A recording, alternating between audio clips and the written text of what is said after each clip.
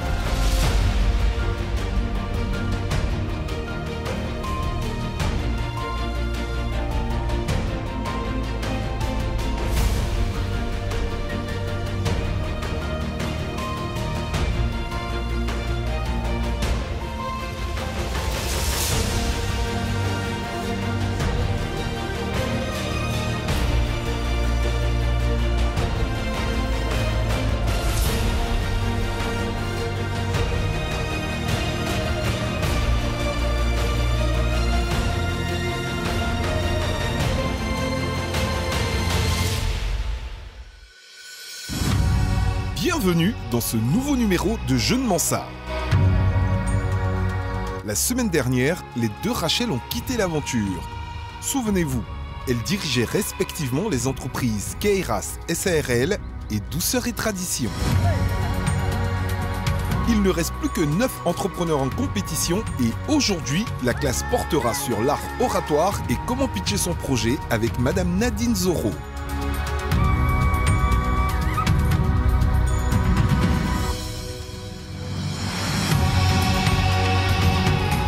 Nos amis entrepreneurs ont intérêt à bien prendre note. Bonjour à tous, je suis Zoro Nadine, directrice et cofondatrice d'Impact Hub Abidjan, un incubateur accélérateur de start-up qui a été créé en 2019 pour accompagner les entrepreneurs de la Côte d'Ivoire. Je suis aussi consultante en finance digitale, donc j'accompagne les banques à aider à servir tous ceux qui sont dans le marché de masse. Donc le marché de masse, c'est beaucoup plus la vendeuse du marché, le jeune homme qui n'a pas un compte bancaire. Tout ce qui est inclusion financière, j'accompagne les banques et les autres structures financières à remplir ce besoin-là qui n'est pas encore servi. Donc en grande partie, ma compétence est beaucoup plus dans la compréhension du client et dans tout ce qui est innovation produit. Aujourd'hui, je serai avec vous pour passer un peu plus de temps à comprendre comment mieux présenter son idée de manière structurelle en termes de contenu. Je les encourage déjà à croire à leurs idées. Le seul fait de croire en son idée, on arrive à l'exprimer correctement, on arrive à mieux communiquer sur la valeur produite par l'idée. Ensuite, il faut se former. Lorsqu'on veut faire une activité, on apprend les meilleures pratiques par rapport à ce domaine-là. Il faut apprendre la structure d'un pitch, il faut apprendre les bonnes pratiques, les bons comportements lorsqu'on fait un pitch. Le pitch, généralement, c'est juste une présentation concise, verbale de votre idée. Initialement, c'est comment est-ce que j'arrive à permettre à mon audience de savoir ce que je fais, en quoi est-ce que ma solution répond à un besoin et de quoi est-ce que j'ai besoin à la fin. On commence d'abord par le problème. Ensuite, on va passer sur la solution, au problème que vous avez identifié. Quel est le business model, c'est-à-dire la façon dont vous gagnez de l'argent. C'est ça le point important de la présentation. C'est tout ce qu'on recherche à comprendre en fait. Comment est-ce que vous gagnez de l'argent? L'axe de différenciation, pourquoi vous et pas les autres. Marketing et vente, donc quelle est votre stratégie de distribution et de vente. Les concurrents, vous n'êtes pas seul sur le marché. Qu'est-ce que les autres font? Qu'est-ce qu'ils font mal? Qu'est-ce que vous faites bien? Votre équipe, très importante, on veut savoir qui est derrière, qui peut. Est-ce que vous avez des personnes qui peuvent faire ce que vous dites que vous faites? Donc, on va arriver dans les détails sur cette slide pour expliquer cela, mais c'est très très important. Il ne s'agit pas d'aligner là les photos des gens qui sont juste beaux. Ensuite, les projections financières. Les financiers, c'est la partie qu'ils aiment. Qu'est-ce que tu vas gagner? Combien est-ce que tu vas dépenser? Quel est le bénéfice que tu vas avoir à la fin? Où est-ce que tu en es? Où est-ce que tu étais peut-être même il y a quelque temps? Où est-ce que tu en es? Avant que tu leur dises où est-ce que tu veux partir. C'est tellement beau, certaines fois, des entrepreneurs viennent et disent « Je fais un chiffre d'affaires de 2 millions. En 5 ans, je serai à 250 millions. » Ok, l'année dernière, tu étais à combien? 500 000. La progression n'est pas aussi grande, tu ne peux pas évoluer très rapidement avec 5000%. Si tu n'as pas réussi à le faire avec le peu de ressources que tu avais, c'est qu'il y a des éléments qui manquent. Donc tu dois beaucoup expliquer ensuite dans ton plan d'action qu'est-ce que tu feras pour passer de ce point-là de 2 millions à 500 millions. Et à la fin, qu'est-ce que tu veux? Donc on ne présente pas ce projet parce que Ce n'est pas une compétition de beauté ou de stars. Cette formation était la bienvenue parce qu'elle nous a permis de pouvoir mieux comprendre la chronologie du pitch et particulièrement pour moi de pouvoir mieux définir le problème que je résous et comment dirais-je, faire une bonne corrélation entre le problème et la solution que nous proposons et ça c'était déjà assez particulier pour moi. On sait déjà que le programme existe, tout le monde est d'accord avec ce problème. On passe à la partie solution. Donc vous expliquez votre concept dans cette partie-là. Ma solution c'est, je vous donne même un floor, qui veut expliquer sa solution? Oui. Nous recyclons les déchets plastiques pour les entreprises qui utilisent le plastique comme emballage ou qui commercialisent le plastique. Est-ce que c'est suffisant comme solution? Quel est le problème pour ces entreprises? Pourquoi est-ce qu'elles ont besoin de ce qui est recyclé et elles n'ont pas besoin de ce qui est... Le problème, ce sont les changements climatiques. Ah, une entreprise a quoi avoir le changement climatique? C'est la responsabilité sociétale d'une entreprise. Responsabilité sociétale et environnementale. Est-ce que c'est son besoin à elle? Oui, parce que la coopération des nations, donc la COP, lorsque les pays se sont réunis, ils ont demandé à l'origine à toutes les entreprises qui utilisent ou commercialisent le plastique d'être pollueurs-payeurs. Donc dans leur obligation, ça fait partie de leur responsabilité sociétale, dans leur obligation de payer pour le fait que leurs produits, ou leurs produits, puisque ça fait partie de leurs produits, sont un élément important dans les changements climatiques. Il est sur le site internet du gouvernement français, c'est écrit clairement. En 2050, il y aura plus de déchets plastiques dans les océans que les poissons. Ça, c'est les environnementalistes. Attends, moi je suis une entreprise. Qu'est-ce qui est important? Il y a quelque chose que tu as dit qui est important pour moi. C'est que comment vous appelez ça? Mon footprint en termes de plastique, je vais payer si je produis beaucoup de plastique. Donc tu me permets d'économiser si j'utilise tes produits. C'est ce qui m'importe. Ce n'est pas les plastiques qui ont rempli la planète. L'entreprise, à moins que ce soit une entreprise sociale, ce n'est pas ce qu'elle est en train de calculer. Elle calcule en achetant tes produits, qu'est-ce que tu lui permets d'économiser en termes de charges qu'elle aurait pu payer si elle faisait du plastique normal par rapport au plastique recyclé. Je pense que les porteurs de projets sont très motivés avec de très bonnes idées, ont besoin d'accompagnement, mais sûrement produisent d'une très grande valeur et avec l'accompagnement qu'ils reçoivent dans ce programme, pourraient devenir des perles et des champions nationaux pour la Côte d'Ivoire. Tout ce que tu m'as décrit là, ta proposition de valeur et ta différenciation, est-ce que tu as des personnes qui permettent de répondre à tout ce que tu viens de dire? C'est tout ce qu'on cherche par rapport à ça. Nous, on veut travailler avec ceux qui n'ont même pas de niveau. Parce que ce sont eux qui sont dans les bas quartiers. Eux, ils ramassent, non? Eux, ils ramassent. Mais... Pour ramasser, on n'a pas besoin de niveau? Si, je vais vous dire que pour faire du pavé avec du plastique, on n'a pas besoin d'aller à l'école pour ça. Qui a décrit le processus qu'on va prendre les pavés, on va décrire? C'est moi. C'est toi. Toi, tu es qui? Je suis le gérant. Tu as quel background? Bac plus 5 en informatique. Où est-ce que tu as appris ça? J'ai fait des formations. Tu as des certificats? Oui, je n'ai pas un certificat en environnement. Non, des certificats qui montrent que tu sais faire ce que tu dis que tu fais. Oui. Parce que c'est pas je fabrique des pommades et puis je vends sur Facebook. C'est pas, tu ne peux pas venir devant un investisseur dire juste que je fabrique des pommades. Ok, tu es cosmétologue, il faut qu'ils comprennent que tu as le savoir-faire nécessaire pour faire quelque chose de qualité. Donc, moi, je n'ai pas besoin de savoir quels sont ceux qui ramassent. Eux, ils font quelque chose de banal.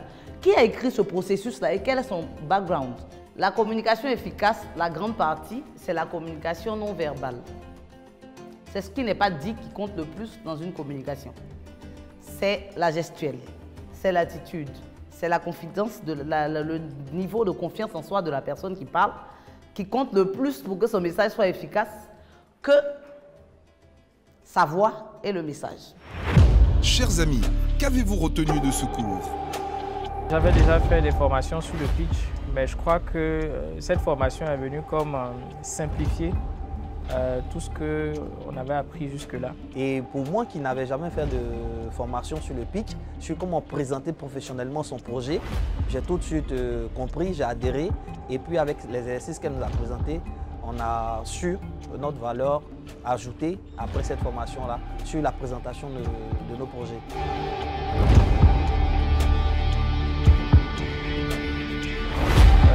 Je crois que pour la prochaine présentation, on va mettre le feu. parce qu'avec tout ce qu'on a eu à apprendre, on pourra proposer un pitch de meilleure qualité et beaucoup plus complet qui va certainement attirer fortement l'attention du jury. Allez, trêve de bavardage, on attaque avec notre examen du jour. Convaincre Charles, Nabou et Linda, les 3 méchants loups qu'on aime tant. Le premier à passer est May Gérard de Even Agro Consulting. Et actuellement, nous sommes en pleine production.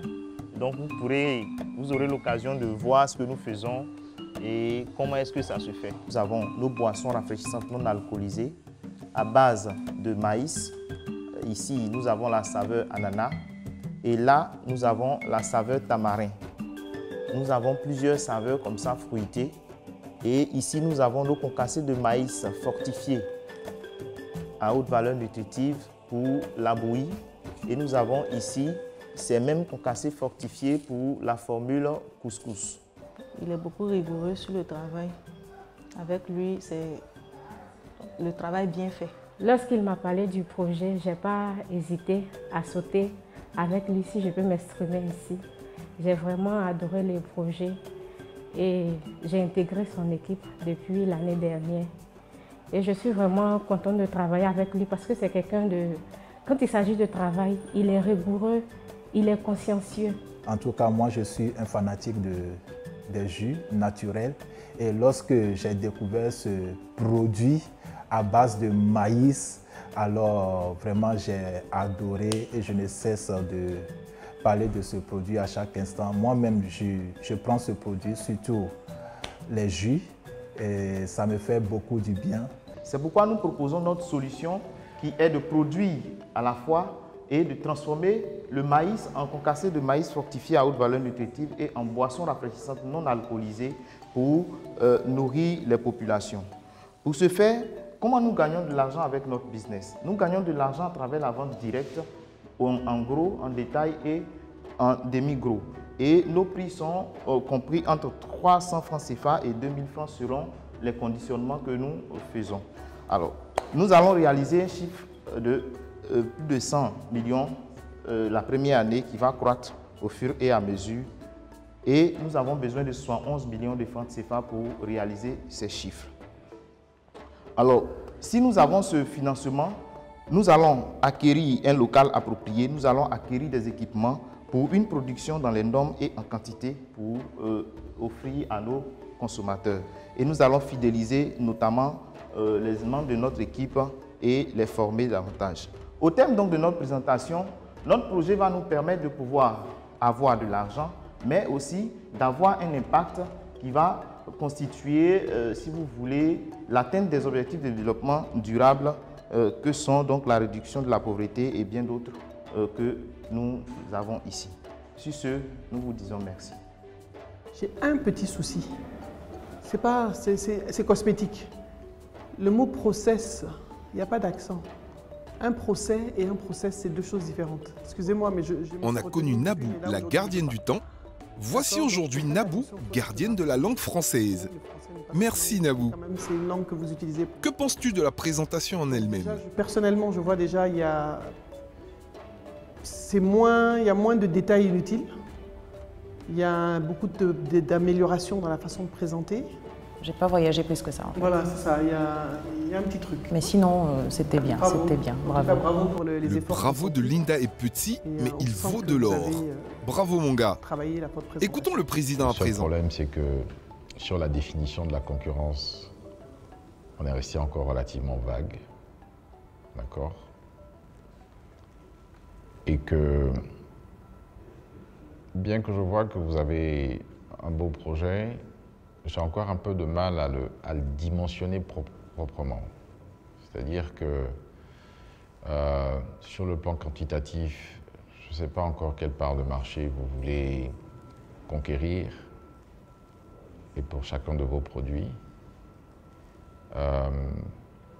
Même si c'est vrai, on aura sûrement l'occasion de regarder des choses un peu plus chiffrées à un moment ou à un autre. J'ai du mal à mettre ça en rapport avec justement votre stratégie marketing, celle qui va vous permettre de rentrer vraiment dans le marché Ça, c'est le premier élément. Je note, sauf si c'est quelque chose que je n'ai pas totalement bien perçu, que bien que vous ayez déjà commencé à faire certains des produits, ou en tout cas à les élaborer, vous n'êtes pas encore vraiment dans le marché parce qu'un certain nombre d'étapes manquent encore à l'appel. Notamment tout ce qui touche aux analyses biologiques, etc. Je ne sais pas pour vous, mais je pense que Gérard s'en sort bien. Bien évidemment. À qui le tour? Merci. Merci, Marc. Vous pouvez ouvrir. Ah, c'est Monsieur Diakité. Et il a apporté des échantillons auxquels je n'aurai encore une fois pas droit.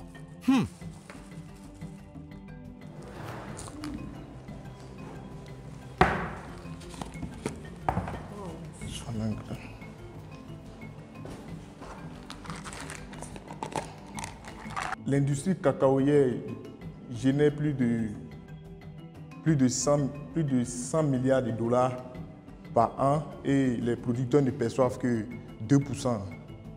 Donc, ce qui provoque des faibles revenus aux producteurs, la précarité des vies des producteurs.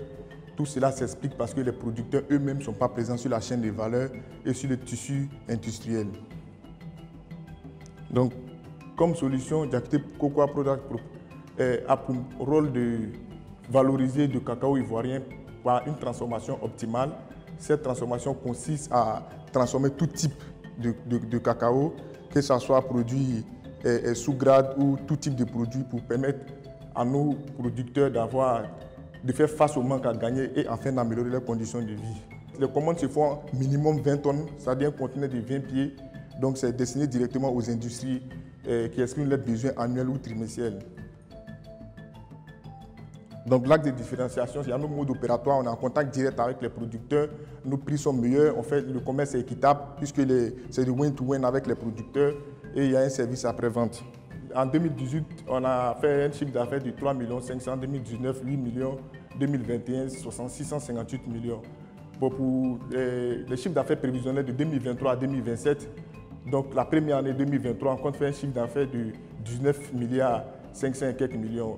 Donc pour une première année, soit un chiffre d'affaires de 1 milliard 600 et quelques millions par mois. Donc le chiffre d'affaires croît chaque année pour atteindre son 5e année à 28 milliards de francs CFA. À partir des 100 millions, les 140 et quelques millions, puisque nous-mêmes on va apporter notre part, vont nous permettre à partir du mois de fin mai de faire la commande. On paye 50% à la commande et fin juillet on doit solder.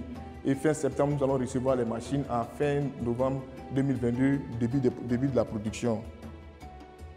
Donc, besoin financier, le montant d'investissement s'élève à 145 millions. Donc, comme sûreté de des factures. Chez nous, on dit Mogol est prêt. Mais mon petit doigt me dit que Madame Linda a une question. Vous avez insisté sur la qualité du café, enfin de vos beans. Qu'est-ce qui fait de votre production une production de grande qualité comparée à vos concurrents? Quand j'ai dit optimal, c'est que nous, à partir des cacao qui ne sont pas exportables, par exemple, vous allez voir, il y a les grabots de cacao, par exemple. C'est interdit, le conseil interdit aux autres, à nos concurrents, de les transformer et même de les exporter pour ne pas gâter l'origine Côte d'Ivoire. Puisque l'origine Côte d'Ivoire, comme le Ghana actuellement, le différentiel de Ghana sur le marché, le cacao du Ghana sur le marché coûte plus cher que le cacao de Côte d'Ivoire. Parce que les gens mettent beaucoup de déchets, des sous-gras, des grabots de cacao dedans. Et non, nous, notre technologie qu'on a mis en place nous permet à partir de ces déchets-là de pouvoir produire des produits de haute qualité qui répondent aux besoins du marché. Ça, c'est quoi? Ça, c'est l'huile. Quand il est congelé, quand on le met dans une température de 5 degrés, 7 degrés, il devient rigide. C'est le beurre de cacao? Oui, c'est le beurre de cacao. Ça, c'est celui avec lequel on prépare ou non? Non, ça dépend du FFA. Quand le FFA est élevé, on fait désodoriser pour avoir... Alors, je peux vous poser une question. Au-delà de la transformation comme ça, est-ce que vous avez l'intention d'aller plus loin dans la chaîne de valeur? Oui, c'est-à-dire de distribuer votre propre cacao en poudre ou alors votre propre beurre de cacao? Non, on allait plus loin même. Nous sommes allés plus loin. Actuellement, nous avons notre chocolat, Jacking Chocolat, qu'on va lancer.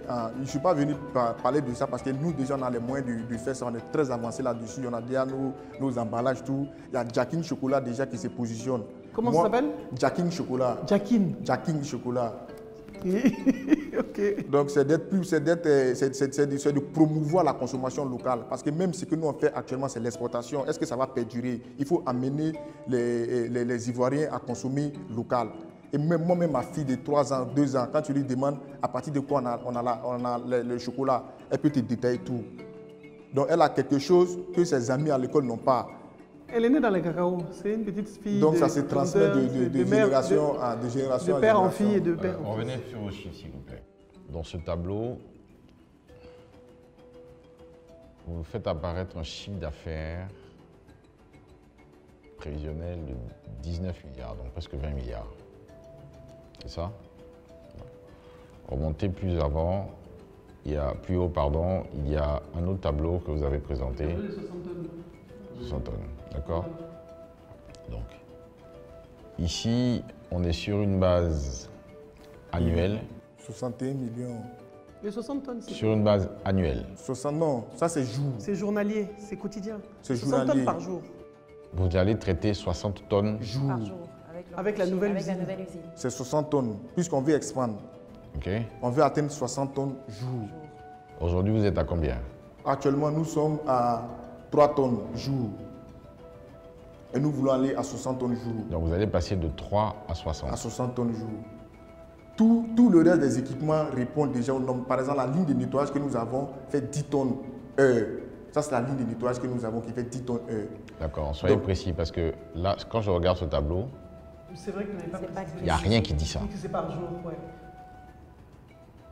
C'est écrit nulle part. Non, c'est pas écrit. Vous n'avez pas écrit 60 tonnes jour, mais en gros. D'accord.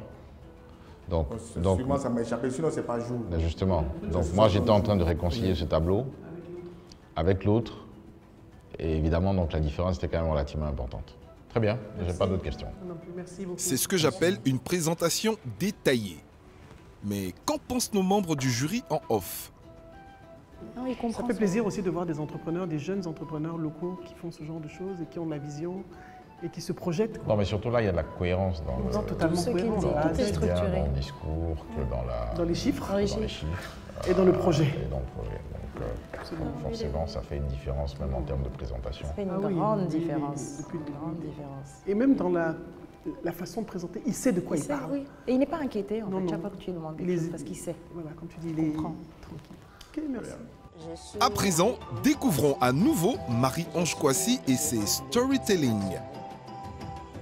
Et Ti Naturel, c'est une entreprise agroalimentaire qui est spécialisée dans la production des concentrés de sauces africaines en conserve sans ajout chimique. Nous produisons les concentrés des sauces graines, sauces claires, sauces tomates, sauce gnognon. Il faut dire que c'est des compositions de légumes, c'est-à-dire tous les légumes qu'il faut pour faire soit la sauce claire ou la sauce gnognon ou la sauce tomate. Tous les légumes sont déjà composés. Il suffit juste de diluer, ajouter le poisson ou la viande pré-cuite et en 20 minutes, vous pouvez faire une sauce pour la famille. Céline est une couturière. Chaque soir, après son activité, elle n'a pas suffisamment de temps pour faire la cuisine. Et très souvent, c'est des pains aux omelettes qu'elle est obligée de donner à ses enfants et à son époux. Comme Céline, ce sont les célibataires, la diaspora africaine et les femmes qui sont en activité qui n'ont pas suffisamment de temps pour manger des plats africains qu'ils aiment tant. La cuisine africaine demande en général au minimum 2 heures de temps. C'est pour cette raison que Ti Naturel, qui est une société qui est dans l'agroalimentaire, a pensé à ces personnes en créant des sauces africaines en conserve qui vont réduire le temps à la cuisine de 70% tout en mangeant sain et savoureux. Nous avons des concurrents qui sont Diatora Food, Fefe, Nora, Aela, qui vendent aussi des sauces africaines en conserve. Et sur le marché, nous avons des prix compétitifs par rapport à ces concurrents. Nous avons besoin d'un financement de 79 millions répartis comme suite le fonds de roulement, les coûts initiaux et les salaires. Pour mobiliser les fonds, il faut dire que nous avons déjà mobilisé 13 millions et nous cherchons à mobiliser 65 millions. Sur les 65 millions, Il y a 3 millions qui est déjà une promesse. Donc présentement, c'est 62 millions qu'on cherche plutôt à mobiliser. Merci déjà d'avoir détaillé un peu la concurrence aujourd'hui. C'est déjà plus clair, on voit mieux votre positionnement. Mais voilà, je n'ai pas d'autres questions. Merci. Ici, on est dans l'alimentaire et il y a un besoin. D'accord? Une chose est d'arriver avec vos 62 millions à avoir une croissance de 30% comme vous l'avez dit. Mais peut-être qu'avec ces 30% de croissance, vous n'aurez que 1% du marché. Il y a la possibilité d'aller plus. Mais justement. Il y a la possibilité d'aller plus. Donc, vous ne l'avez pas dit. Donc, quantifiez ce besoin-là. Et puis, soyez agressifs sur la façon dont vous voulez pénétrer ce marché et faire votre place. Je ne sens pas l'ambition. Ce que je ne perçois pas, je vois bien que là aussi vous tenez quelque chose, mais je ne sens pas l'ambition. Je ne vois pas quelle est la place que vous voulez acquérir et surtout comment vous allez y arriver. D'accord? Là, aujourd'hui, je vois quelque chose de petit. Je suis désolé, hein? D'accord, on va faire 60 millions, d'accord, on va peut-être gagner 1 ou 2 distributeurs, mais ça ne me dit pas plus que ça. Donc, retravaillez ça un tout petit peu. Ok? Merci. Merci. Aujourd'hui, la qualité des présentations est bien meilleure. Elle n'est pas du tout, mais alors là, pas du tout le prototype de la femme ambitieuse entrepreneur. Non, c'est ce que je dis. Je dis c'est la femme entrepreneur qui n'ose pas, qui reste à un palier et qui n'ose pas se projeter. Elle ne se visualise pas. C'est dommage parce qu'elle pourrait... Non, elle a un très beau produit. Elle a peut-être besoin de plus d'accompagnement, de partenariat, d'avoir des... Non, elle a besoin de posséder même son produit, d'y croire même. Elle et ne de possède se dire, même pas voilà, son projet. De se dire, bon, ça c'est à moi et je sais ce que je suis en train de dire, je sais ce que je suis en train de mais c'est un peu mieux qu'au début. Effectivement, il y a de l'amélioration. Il y a beaucoup d'amélioration. Je pense qu'elle a un peu mieux encadré, je pense qu'elle peut faire quelque chose de très bien. Oui, c'est ce que je dis, elle a besoin d'accompagnement. Moi, je ne suis pas convaincue, je me suis ennuyée tout le temps. Moi, je pense qu'elle peut, avec de l'accompagnement, elle peut faire. Pour l'instant, je pense qu'en fait... Parce qu'elle tient, ça fait plusieurs années qu'elle existe, elle est toujours là, mais comme tu dis, c'est toujours au même level, ça n'évolue pas. L'entrepreneur suivant, c'est Doudou Fidèle et ses chips.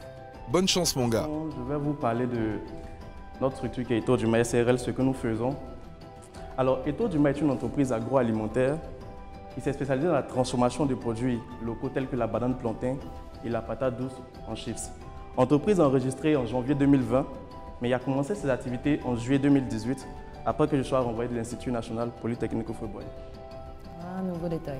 Ah, chaque jour on se lève, il y a de nouveaux dossiers. Nous lancer dans le domaine des chips. En juillet 2018, nous nous sommes rendus compte que les rayons des supermarchés étaient bondés de chips de marques de produits importés. Et nous avons également remarqué que plus de 26% de la classe moyenne, en ce qui concerne la population ivoirienne, consommait quotidiennement des chips, mais à base de produits locaux. Mais quels sont donc les problèmes que rencontraient ces consommateurs dans ce domaine-là? Nous nous sommes rendus compte que les productrices de ces chips-là produisaient en bordure de route, donc dans des conditions pas hygiéniques. Les emballages de ces produits ne pouvaient pas permettre donc de conserver ces produits sur une longue période. En gros, il n'y avait pas d'industrie dans ce secteur. Nous proposons aujourd'hui un produit qu'on a dénommé Mon Chips, qui est produit dans des conditions hygiéniques, avec un packaging attrayant, qui permet donc de conserver le produit jusqu'à au minimum 1 an. Nos produits sont distribués dans les grandes surfaces pour faciliter l'accès à toutes ces personnes qui veulent des produits de qualité. Notre budget donc s'élève à 6 millions par an en ce qui concerne notre budget marketing. Aujourd'hui, Etour du Maïs, c'est plus de 6 000 paquets de chips vendus par mois, plus de 15 emplois directs créés et plus de 100 emplois indirects créés également. Aujourd'hui, ce sont 9 millions qui sont investis dans notre activité. Nous avons donc 3 produits sur le marché. Nous avons donc besoin de 100 millions. 100 millions pour mettre en place, pour changer de local, donc pour prendre un local qui sera donc adapté à notre activité, qui nous permettra donc de respecter encore plus les conditions, les normes. Nous allons également mettre sur le marché le format soft photo. Il nous faut acquérir des emballages. Et enfin, nous allons lancer ce format-là. J'ai 2 questions. Le produit d'un de vos concurrents est fait, un paquet est fait avec 2 litres d'huile. Un paquet de la même taille. Le vôtre, quelle est la contenance d'huile quand on parle également d'impact, comme vous l'avez dit antérieurement? et votre ambition de vendre également devant les écoles. Donc ici, quelle est la contenance de gras que vous allez avoir dans vos produits pour éviter, bien entendu, de concourir à l'obésité et tout ce qui est maladie cardiovasculaire pour les enfants? Okay. Déjà, par notre système de production que nous avons mis en place, qui est aujourd'hui à 60% industrialisé, nous avons un équipement qui nous permet d'extraire au maximum l'huile dans les tranches. Donc, nous aurons au minimum, je dirais, pour produire un paquet, nous n'utilisons pas plus de 1 litre d'huile. Waouh, c'est quand même beaucoup. Hein. Attention, on veut garder la ligne nous, hein. Même si je n'ai pas encore goûté les chips. C'est énorme. Ça veut dire que quand je mange un paquet de chips, j'absorbe 1 litre d'huile. 1 litre d'huile. C'est énorme et c'est pas bon pour la santé. Je n'ai pas bien compris la question. Vous avez bien compris, vous avez bien répondu. Okay. La réponse est bonne, elle est claire, mais elle n'est pas bonne en termes de santé. J'essaie de vous faire passer le message que si la concurrence fait 2 litres, lui il fait 1 litre. Non, moi j'ai compris, mais nous, ni les 2 litres ni 1 litre. 1 litre, ce qu'on veut, c'est encore moins que ça. Surtout qu'on doit vendre devant les écoles. Bon, comme je l'ai dit, si vous permettez, comme je l'ai dit, nous sommes en amélioration continue. Nous travaillons tout récemment avec notre nouveau bailleur. Nous sommes allés au niveau de Enval pour encore travailler sur la qualité de nos produits. D'accord. Par rapport à nos concurrents locaux, nous avons les meilleurs emballages. Maintenant, par rapport à nos concurrents internationaux, comme par exemple Lay's, nous ne pouvons pas dire que nous avons des emballages meilleurs que eux. Vous êtes en train de compétir avec des marques internationales qui sont implantées depuis de longues années, je veux dire établies en l'occurrence. Ne commencez pas à vous comparer avec les moins bons et espérer que cela soit un argument qui nous satisfasse. Est-ce que je peux apporter quelque chose? Non, enfin bon. Oups, c'est violent. Merci. Allez, prochain candidat. Je suis Le prochain candidat travaille l'ananas. Écoutons-le. Celui qui donne la deuxième vie aux feuilles d'ananas, qu'on a toujours appelé déchets. Et voilà. Donc je suis le manager de Tigre aussi, comme je l'ai dit. Alors, le problème de la dégradation de l'environnement n'est pas une personne. Et d'ailleurs, ça n'a que des conséquences. Et nous avons été victimes. Nous avons décidé de nous attaquer aux problèmes qui détruisent l'environnement. Après plusieurs essais, nous avons vu que la Côte d'Ivoire disposait de plus de 150 000 hectares d'ananas, qui les feuilles n'étaient pas traitées, qui étaient considérées comme déchets. Et donc, nous avons décidé de les traiter et de les transformer en cuir. Le mètre carré de cuir chez nous, il coûte 25 000 francs CFA et les formes personnalisées vont un peu plus au-delà, jusqu'à 30-35 000 francs. Au niveau de la concurrence, nous avons, on va dire, un concurrent direct qui est basé en Philippines, en Amérique latine, et qui fait du cuir, on va dire du cuir à base des feuilles d'ananas aussi, mais ce cuir, il est peu similaire au nôtre. Et notre avantage au niveau de la Côte d'Ivoire, avec le climat et toute la technologie qui existe, nous permet de développer favorablement ces secteurs. Au niveau du marché, nous avons ciblé les grandes surfaces, les grandes marques, les maroquiniers et tous ceux qui sont les acteurs de la mode. Et donc, nous allons essayer d'entrer en contact avec ces personnes-là, leur donner des échantillons de cuir qui vont essayer avec leur clientèle et à la suite passeront maintenant une commande. Donc, nous recherchons un financement de 73 millions de francs CFA qui va nous permettre de bâtir une usine des débuts jusqu'à la fin. Et cette usine-là va nous permettre de produire plus de 42 tonnes de fibres chaque jour. Et les fibres sont transformées, mais les fibres sont directement aussi achetées. C'est 42 tonnes par semaine, pas par jour? Oui, par semaine. D'accord. Je vous remercie. Merci. Merci beaucoup. Bravo. J'aimerais bien comprendre en fait comment ça marche. Donc avec la nouvelle usine, comment ça se passe? J'aimerais bien. Donc on a l'ananas. Ensuite, qu'est-ce qui se passe? Parlez-moi un peu du process.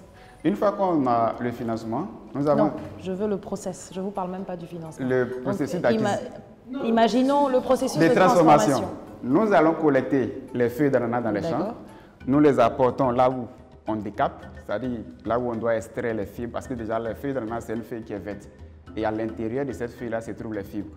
Et donc nous allons envoyer dans un lieu A, où on doit décaper pour enlever les déchets verts, à un lieu B, où on doit essayer d'affiner, laver et enlever tous les déchets, à un lieu C, où on va essayer de laver pour que ça devienne encore très blanc, et à un lieu E, où on va essayer de filer, à un autre lieu où on va essayer de rendre un peu plus fine pour ceux qui vont aller au niveau des tissus. Et on va dire compacter, transformer en sous forme de tissu, en sous forme de coton pour ceux qui vont aller au cuir. Pour que déjà ça puisse être épais, pour que lorsqu'on va apporter la peinture naturelle, ça puisse directement coller, pour que déjà quand le rouleau va passer, ça ne puisse pas poser de problème au niveau du compactage. D'accord. Et à partir de là, on essaie d'ajouter les mélanges qu'il faut jusqu'à ce que ça sorte cuir. Combien d'emplois vous comptez créer avec cette industrie? Alors l'usine va prendre 302 personnes. 302 personnes, donc 100 personnes seront directement employées dans l'usine et le reste, on va dire des emplois externes. Quel est le pourcentage de votre charge salariale dans vos charges d'exploitation? Actuellement. Oui, ou dans le futur? Dans le futur, je ne peux pas me prononcer directement sur un prix parce que je ne veux pas être surréaliste ou moins réaliste. C'est important d'avoir cette projection. Cette projection est claire. On vous demandez un certain montant et vous n'avez pas une évaluation claire de vos charges. Nous avons l'évaluation, mais l'évaluation n'est pas certaine parce qu'il y a quand même... C'est pour ça que c'est une évaluation. Si c'était certain, ce ne serait pas une évaluation. D'accord. D'accord. Et pour ne pas être vrai, pour ne pas être faux aussi, je crains un peu de dire des choses qui vont tourner peut-être... Donc après. travaillez dessus, Voilà. vous devez creuser, travailler un peu plus dessus. C'est important que vous ayez une vision claire de la masse salariale. Combien est-ce que vos charges, dans vos charges salariales vont vous coûter dans votre nous avons déjà les configuration? charges au niveau de l'approvisionnement, nous avons les charges au niveau du fonctionnement. Ce qu'il faut actuellement, nous avons besoin de deux compétences que nous n'avons pas encore sous la main et c'est ce qui pose le problème jusqu'à ce qu'on soit sûr de la charge. Donc si on dit un chiffre, ça pourrait nous contredire demain. Et vu qu'il y a la télé... C'est une évaluation, donc il n'y a pas de contradiction. Merci. L'industrie dans laquelle vous voulez entrer est une industrie qui est extrêmement sélective. D'accord? Maroquinerie, le luxe, que ce soit pour les vêtements ou pour les véhicules, ça nécessite, je dirais, des éléments de qualité très élevés. Et ça ne se brade pas. D'accord? Donc, s'il y a une seule chose sur laquelle vous devez vous focaliser, ça va être ça. Faire en sorte que la crédibilité de votre produit soit la chose qui la fasse vendre. Enfin, qui le fasse vendre. En l'occurrence, il s'agit de produits qui le fassent vendre. C'est sur ces conseils du président que Cofijac part en ayant marqué des points. Super produit de toute façon. Super procédé, puis c'est de la recherche locale. Y a de non, j'aime bien. Je veux dire, c'est un peu de la même facture et de la même qualité que le produit cacao. Voilà, exactement. Jacob et les déchets plastiques. On dit qu'aujourd'hui, mon gars. D'expérience professionnelle en banque, en négoce et puis en ONG internationale. J'ai créé en 2010 la société Agika, société anonyme avec 10 millions de capital. Et le projet recyclage était un projet de Agika. Les déchets plastiques inondent notre environnement. Et c'est clair, sur le site internet de l'UNICEF, il est indiqué que ces déchets plastiques-là inondent l'environnement et entraînent les changements climatiques. En plus, des millions d'enfants meurent chaque année suite aux maladies liées au fait que les déchets soient dans la nature. Même nos déchets collectés tout de suite, non transformés, sont commandés par nos concurrents. Ce qui fait qu'on ne les considère pas très bons chez nous comme concurrents, mais des clients, puisqu'ils achètent la matière première chez nous directement. Ils commandent ce que nous avons. Parce que le problème dans la gestion des déchets, c'est la collecte. Et nous, on a pris une approche qui est un peu différente, parce que chez nous, le collecteur, c'est un salarié. Chez eux, c'est des box. Chez eux, c'est une application. Nous, on a aussi l'application. Mais nous, on a la capacité de collecter et de se rassurer de ce qu'on va collecter chaque jour, chaque semaine. Et c'est ça qui fait la différence qu'on devient fournisseur de presque nos concurrents. Nous avons fait déjà 25 800 000 de chiffre d'affaires. À la date d'aujourd'hui, la mairie de Port-Bouët nous a dit si on finit la pose des 1000 mètres carrés, qu'ils sont satisfaits, nous allons paver l'hôpital général que nous sommes allés déjà maîtriser, qui fait 5300 mètres carrés. Donc un chiffre d'affaires d'autour de 53 millions pour là-bas. Et nous avons Recyclan qui commande au moins 50 tonnes de PET avec nous. Nous avons Coliba qui nous ont appelés pour dire qu'ils vont venir chercher nos 80 tonnes de déchets qui sont sur place. Nous avons Recyplace qui est en zone industrielle de Biopougon également, qui nous a dit qu'ils veulent venir chercher ce qu'on a déjà. On leur a dit que nous, on veut transformer un peu plus pour avoir un peu plus de valeur ajoutée et redistribuer à ceux qui travaillent dans notre chaîne. À recyclage, c'est le développement d'une économie circulaire, sociale et inclusive.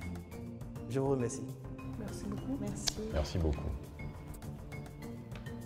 Hey, mais dites quelque chose. Si vous prenez 50, enfin si vous avez par exemple 50 tonnes, vous allez toujours continuer à faire de la vente et de la transformation, vous allez faire un peu des deux ou vous allez juste vous concentrer sur la transformation? Parce que tout à l'heure vous disiez que vous avez refusé parce que vous souhaitez transformer. Oui, on n'a pas totalement refusé. D'accord. On n'a pas totalement refusé. C'est pour ça que notre économie est aussi sociale. C'est-à-dire qu'il faut que le domaine n'est pas très réglementé.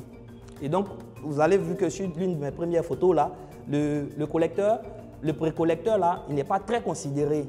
Donc, nous, on va amener les autres à comprendre que ce sont eux les cœurs du métier. Donc, eux, ils ne vont pas aller collecter. Nous, on leur reverse actuellement jusqu'à 100 francs le kilogramme, alors que le prix presque homologué par les industriels actuellement, c'est 50 francs le kilogramme de PET. Non, j'avoue que vous avez fait un travail remarquable de repositionnement de votre projet.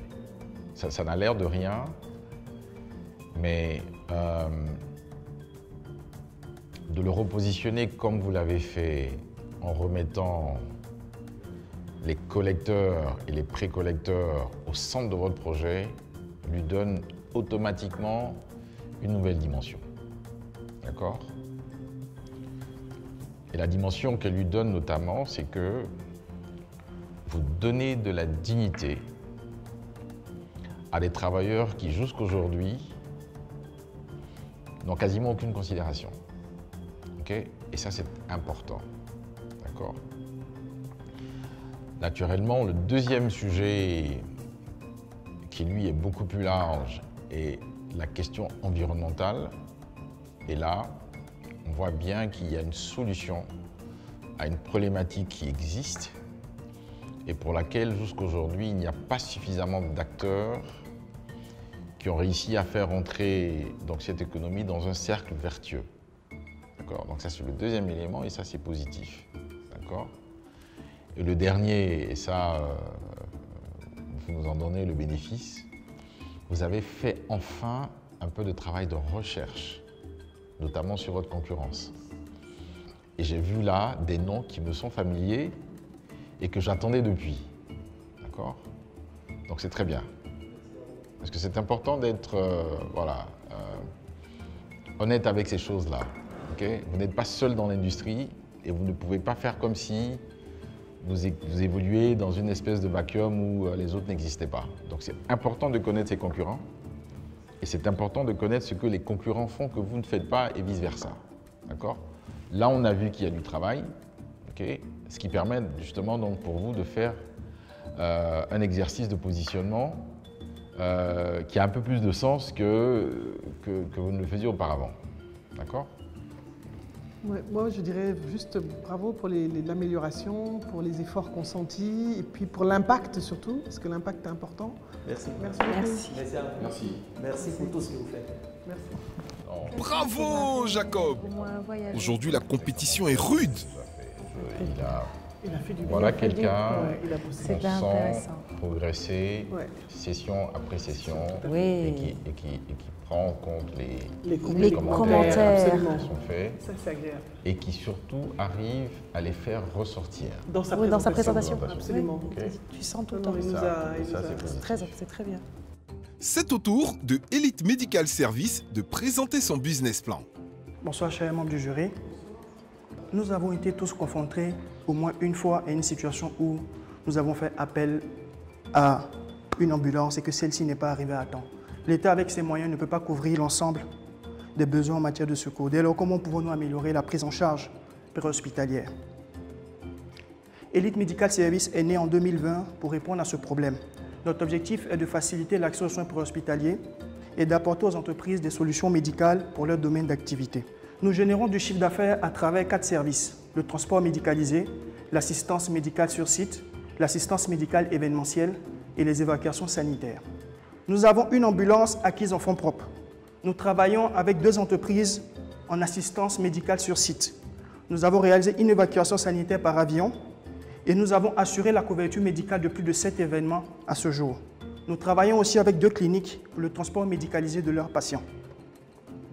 Notre besoin de financement est de 100 millions pour l'acquisition de 3 ambulances neuves, le matériel de communication, les tenues professionnelles et l'application mobile. Enfin, notre plan d'action. La première étape va être de commander les ambulances, recruter les collaborateurs, commander l'application mobile et créer les canaux de communication. La seconde étape va constituer à réceptionner ces ambulances, l'application mobile également, réaliser un film institutionnel, mettre à jour nos procédures internes et faire une conférence de presse. Enfin, nous comptons débuter les activités le 1er août 2022. Merci de votre attention. Merci. Merci beaucoup. Je suis contente de voir que vous aviez mis clairement en chiffres ce que vous rapportez, les autres activités que vous avez intégrées. Donc, assistance sur site, ambulance, etc. Et que vous arrivez maintenant à dégager des marges positives. Donc, c'est déjà quelque chose de plus gai en termes de business model. Bravo. Le modèle est toujours un peu compliqué parce que c'est une industrie qui elle-même est un peu compliquée parce que c'est dans le domaine sanitaire et même si ce n'est pas sexy, je vais utiliser ce terme, ça n'enlève rien aux besoins qui lui par contre est très élevé et je pense que même pour vous c'est déjà une chose qui est à relever et qui est positive. C'est de vouloir venir avec une approche managériale dans un secteur comme celui-là, c'est quelque chose qu'il faut souligner. Donc, je n'ai pas grand-chose à rajouter. Moi, j'aimerais bien savoir si vous gagnez, comment vous allez vous sentir?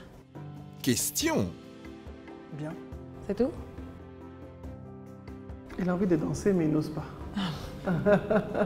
Surtout comprenant, comme le disait le président tout de suite, c'est pas une industrie très sexy, c'est un besoin réel.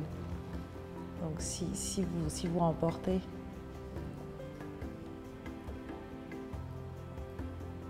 non, vous serez juste là, arrêté comme ça. Non, pas du tout, pas du tout, pas du tout. Je serai content, bien sûr, d'avoir gagné, mais surtout, il y aura le volet, ce que nous allons faire en fait sur le terrain qui va être beaucoup plus motivant encore pour moi.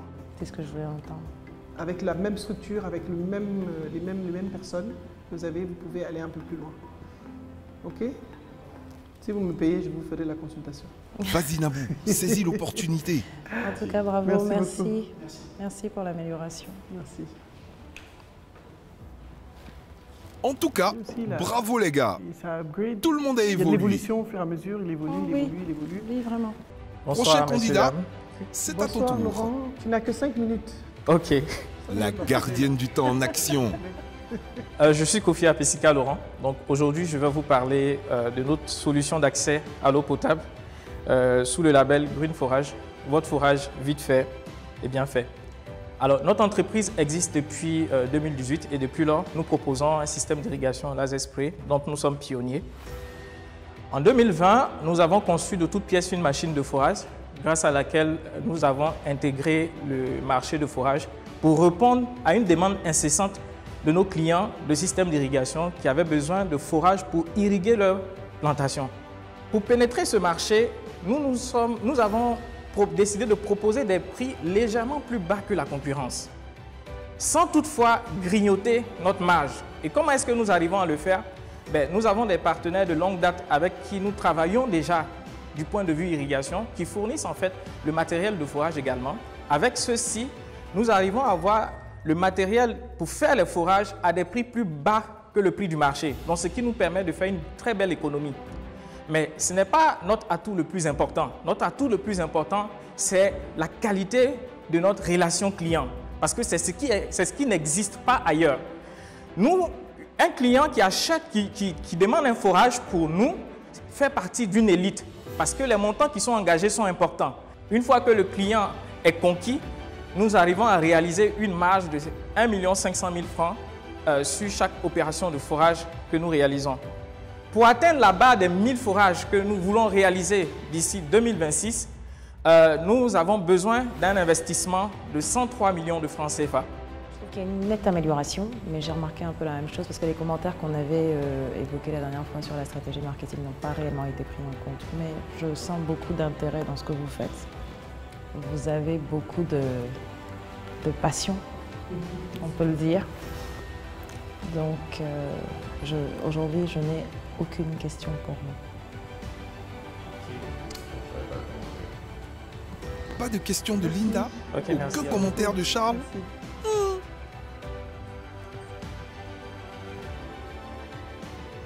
Bonsoir. Place au dernier candidat, notre anglophone et ses mangues séchées. Aujourd'hui, nous sommes... Ça n'a pas changé. Vous avez dit ça n'a pas changé. Et Nabou. Ok. Aujourd'hui, je vais vous présenter notre structure DC Company à travers ma présentation aujourd'hui. DC Company est une jeune entreprise qui a commencé il y a 1 an. Et malgré le succès qu'on a rencontré il y a 1 an, nous avons rencontré de nombreuses difficultés. Le business model, actuellement, nous disposons de 2 machines qui produisent actuellement 15 kg de mangue séchée et nous employons 3 personnes de façon permanente et une 4e personne au niveau de la production. Et nous recevons directement nos mangues des producteurs, nous les transformons, nous les mettons en emballage et distribuons nous-mêmes la majorité de nos produits. Nos produits peuvent rester sur 1 an, une durée de 1 an sur le marché. Et donc, ça nous donne l'occasion de passer à la saison prochaine en ayant nos produits sur le marché et toujours prêts à être consommés. Notre équipe est composée de moi-même qui suis l'un des fondateurs. J'ai un background en comptabilité, en économie et en business administration. Et j'ai une expérience de 5 ans dans une société de vente de services de voitures et aussi une expérience de 5 ans avec Hertz Corporation où j'étais chargé des claims. On a notre cofondateur qui a une expérience en télécom et en gestion d'entreprise et qui a 5 ans d'expérience en matière d'audit, chargé de marketing qui a de 6 ans d'expérience en matière de vente et de marketing, notre directeur de production qui est comptable mais qui a 7 ans d'expérience au niveau de la production de légumes et de fruits séchés. Et notre comptable qui a une maîtrise en comptabilité et Fatoumata. Fatoumata qui a 2 ans d'expérience en vente et services combinés. Merci beaucoup. Merci. Merci beaucoup. Merci à vous. Hein. Merci madame. Merci madame. L'américain. So. La Merloc. So. The claims. Eh bien, c'est sur ces attachements que prennent fin les présentations du jour. C'est maintenant que se joue l'avenir de nos entrepreneurs. Les membres du jury délibèrent et devront éliminer 2 candidats. Les 2 personnes qui n'entendront pas maintenant le nom de leurs entreprises arrêteront malheureusement l'aventure sur le champ. Candidats, approchez. On y va. À l'issue de cette phase, les candidats suivants donc, sont retenus et donc sont invités à accéder à la villa et qu'ils entendent leur nom. Donc on va commencer par Diakité Alassane. Nguessan Kofi Jacques.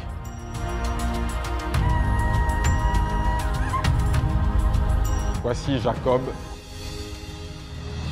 Akou Dominique. Kofi Apesika Laurent. Et enfin, Silué Daouda. Donc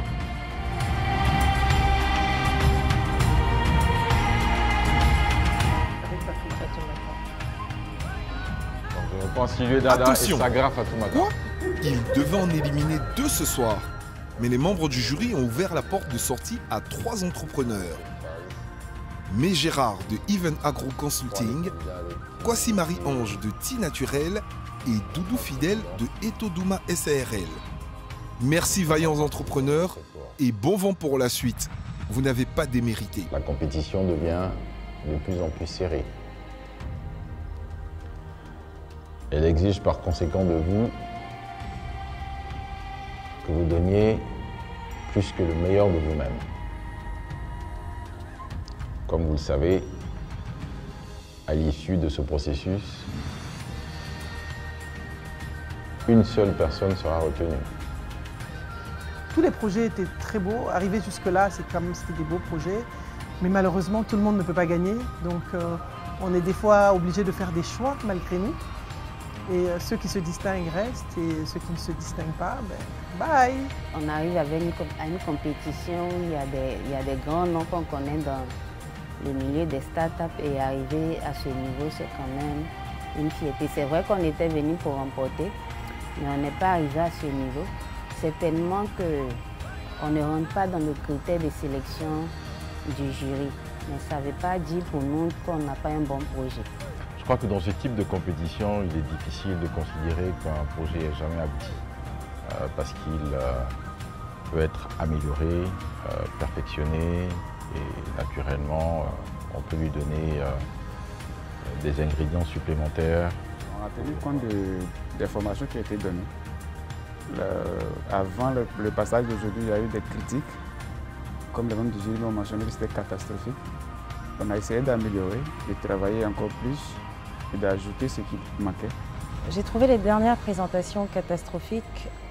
Les présentations d'aujourd'hui, je les ai trouvées très peu vivantes. Les candidats ont progressé dans leur façon de présenter. Ils ont intégré les remarques qu'on leur a faites précédemment et surtout on sent qu'ils ont tenu compte de toutes les formations qu'ils ont eues. Et il y a une nette progression dans la façon de présenter de tous les candidats, dans le contenu, sur le fond aussi bien que sur la forme. Donc je tenais à les féliciter aujourd'hui. On sent qu'il y a eu du travail. Si le jury me dit que les chiffres que je présente sont peu, ça veut dire que je peux travailler pour avoir plus. Donc c'est de travailler encore pour faire plus. Il reviendra aux jeunes entrepreneurs de faire la démonstration de leur capacité à être vraiment unique à l'issue donc de ce challenge et de montrer qu'ils sont vraiment les meilleurs parce que naturellement la compétition devient de plus en plus ardue. Quant à vous, chers amis, je vous dis au revoir et je vous donne rendez-vous la semaine prochaine parce que la course au trône de Jeune Mansa continue. Allez, bonne soirée.